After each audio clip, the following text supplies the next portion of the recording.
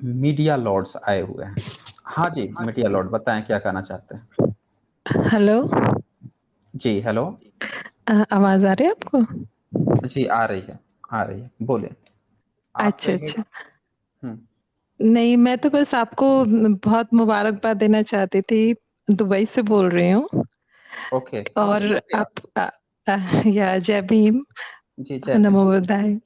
जी, नमो तो बहुत अच्छा लगता है आपकी स्ट्रीम सुन के मेरे को, मेरे हस्बैंड को ओके, और अपने लोगों को मुबारकबाद देने के लिए फ़ोन किया मैंने कि अ, मतलब एक्चुअली कोई तो है जो हमारा पक्ष रख रहा है अभी, वरना हम सब कुछ एक ही तरफ से हो रहा था अब तक तो, जी, है ना? और बस मैं इतना कहना चाहती हूँ हमारे लोगों से जो भी सुन रहे हैं, मैं खुद दलित कम्युनिटी से ताल्लुक़ रखती हूँ।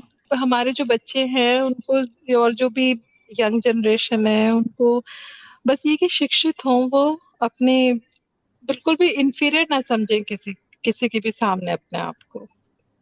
जी, जी। क्योंकि उन्होंने तो हमें जो समझा है वो बहुत इम्पोर्टेंट नहीं है, हम खुद को क्या समझते हैं वो ज़्यादा इम्पोर्टेंट है।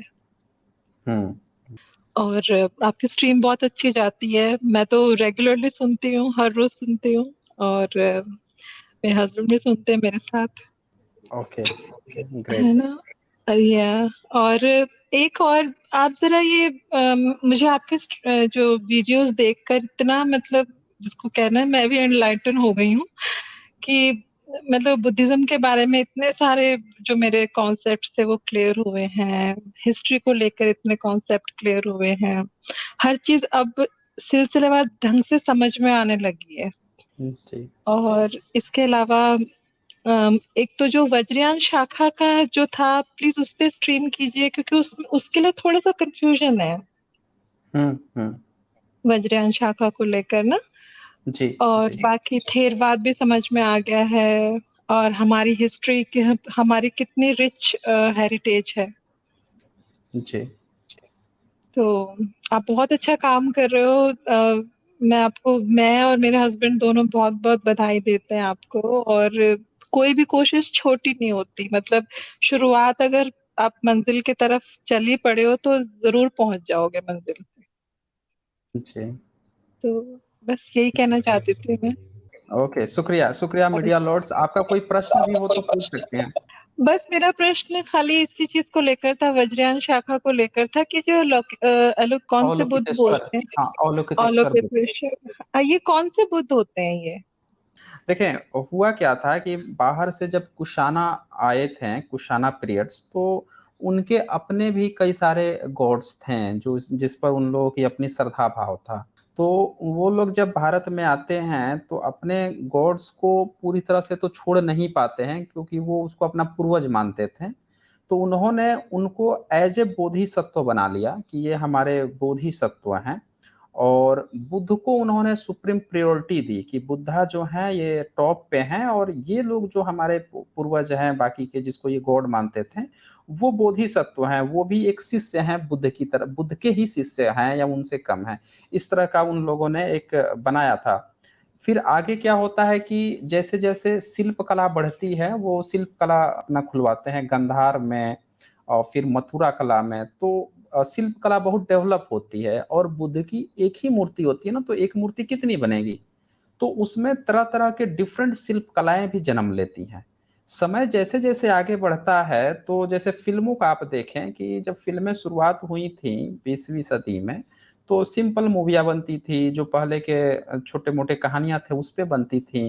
फिर एक्सपेरिमेंटेड अब देखें कितनी एक्सपेरिमेंटेड मूवी बनती है, हर तरह की बनती हैं। तो हमेशा ही जब भी कोई चीज़ आती है ना, तो वो चीज़ समय के अनुसार बदलती है। उसमें लोगों को वो दिखाने के लिए, प्रजा को, राजा को दिखाने के लिए बहुत ज़्यादा एक्सपेरिमेंट होते हैं। तो उसी तरह से जो इन्होंने शिल्पकला स्थापित की, वो समय के अनुसार बदल रही थी और उसमें बहुत डिफरेंट-डिफरेंट चीज़ें आ रही थी। एक इंसान जो है उसके 4 सर थे, कभी 8 सर थे, कभी 4 हाथ हैं, कभी 8 हाथ हैं, कभी 16 हाथ हैं, कभी जो है बहुत सारे हाथ हो जा रहे हैं। और वो जो है बुद्ध की ही तरह उसके कभी कान लंबे हैं, कभी कान में बाली हैं, कभी सर जो है उस तरह से है, कभी पद्म पे बैठा हुआ है यानी कमल के पुष्प पे बैठा हुआ है, इस तरह की चीजें बन रही थी। नाम उनके डिफरेंट डिफरेंट बोधिसत्व थे, या डिफरेंट अवलोकितेश्वर या लोकेश्वर या लोकनाथ, इस तरह के नाम अलग अलग देशों में उनको दिए जा रहे हैं। तो ये चीजें जो हैं बढ़ रही है, बन रही हैं। तो ये जो वज्रयान शाखा जो है ना, वज्रयान शाखा जनरली जो तिब्बतम बुद्धिज्म है उसको एक इंडिकेट किया गया, उनको जनरली कहा गया। होता क्या है वहां पे कि जो तिब्बती बुद्धिज्म है और आज का जो यहाँ का हिंदुइज्म या ब्राह्मणिज्म है, वो दोनों मैच करता है। आप देखें कि जो मंदिर में घंटा बजाया जाता है आज की डेट में, वो घंटा भी बौद्धों ने ही शुरू किया था। वो घंटा बहुत बड़े बड़े घंटे बनाते थे और महाविहार में उसको मारते थे, बांस की बड़ी सी बल्ली होती थी, उससे मारते थे, वो समय बताती थी। जैसे आप देखें कि चर्च में समय बताने के लिए घंटा लगा होता है, वो समय बताता है, तो ये लोग भी बल्ली मार के और बड़े घंटे पे दिखाते थे। लेकिन वो चीज धीरे धीरे मंदिरों में छोटे छोटे घंटी में बन गई। वज्रयान में आप देखेंगे, तिब्बतम जो बुद्धिस्ट का आप देखेंगे तो वो देखेंगे कि छोटी छोटी घंटियां बना के, जैसे आप देखेंगे कि ब्राह्मण पूजा पाठ करते हैं, छोटी घंटी लेके हाथ में बजाते रहते हैं ऐसे ऐसे, टिन टिन टिन टिन। उसी तरह से आप देखेंगे कि जो लामाइज्म है या वज्रयान है उसमें भी लेकर वैसी ही छोटी घंटी बजाते रहेंगे और मंत्र की चैंटिंग करते रहेंगे। तो ये सारी चीजें 7th 8th सेंचुरी में जिसको तंत्रयान वज्रयान कहा गया, वो चीजें चल रही थी। अब वही चीजें आप देखें कि भारत में चूंकि बुद्धिस्ट खत्म हो गए, तो वो चीज को ब्राह्मणिज्म में आ गया वो चीज, और तिब्बत में चूंकि बुद्धिस्ट बचे रहे तो वो बुद्धिज्म का ही पार्ट बना रह गया। तो ये चीजें हुई हैं। अब उसमें क्या होता है, वज्रयान में बहुत डिफरेंट तरह की कलाकृति आती है।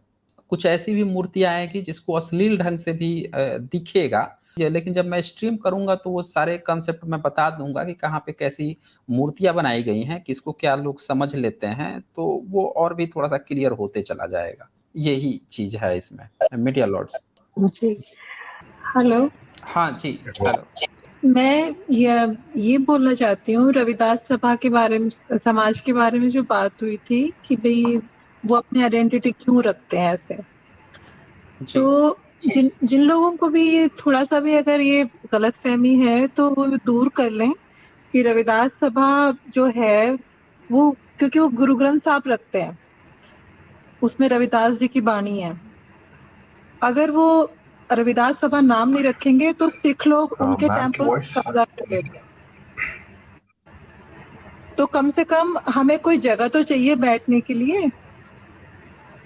तो इसलिए जो लोग ये सोचते हैं कि अपनी आइडेंटिटी क्यों रखें हम, बस जब हमारे पूर्वज बाबा साहब हैं, हम उनके नाम से अपने आप को एसोसिएट करते हैं।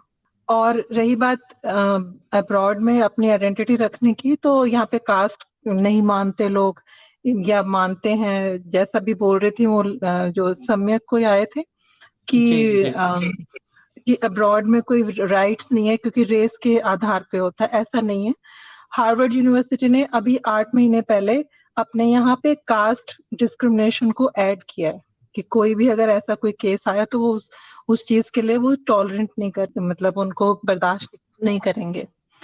दूसरी बात रही, एक अमेरिका में एक इक्विलिटी लैब करके एक संस्था चलाती है लेडी, और वो बहुत अच्छा काम कर रही है।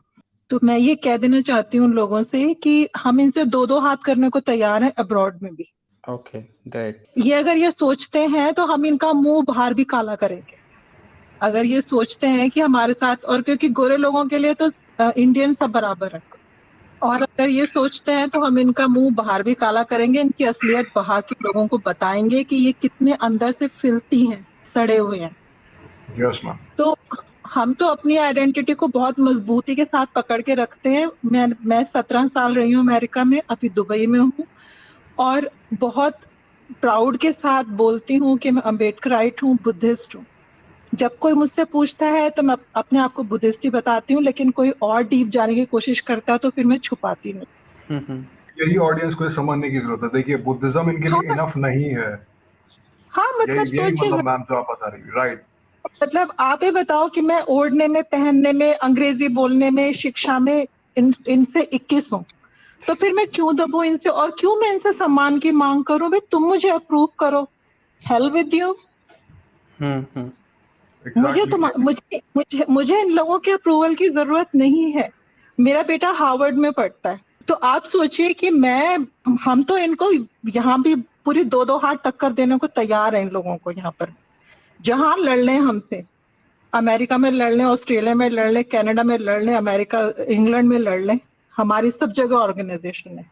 तो मैं आपकी जो सोच है ना, मैं वो बहुत अच्छी जो आपने बोला कि आप अपनी जो आइडेंटिटी है उसको असर्ट करिए। जब आप अपनी सही पहचान को पकड़ लोगे ना कस के, तब इनको मानना ही पड़ेगा, और नहीं मानते तो भाड़ में जाए, हमें कोई इनके अप्रूवल की जरूरत नहीं है। जी।